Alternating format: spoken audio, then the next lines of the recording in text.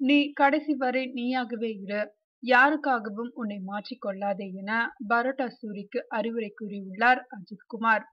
ஜில்லா படத்தில் விஜயுடன் நடித்த சூரி அடுத்து சிவா இயக்கும் படத்தில் அஜித்துடன் நடித்து வருகிறார்.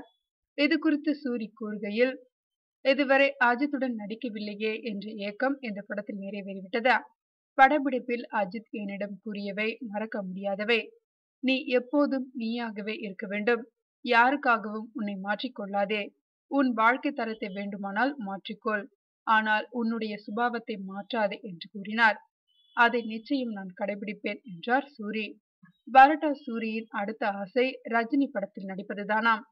அஜித் அட்வைஸ் படி நடந்தா அந்த வாய்ப்பும் கைகூட போகுது.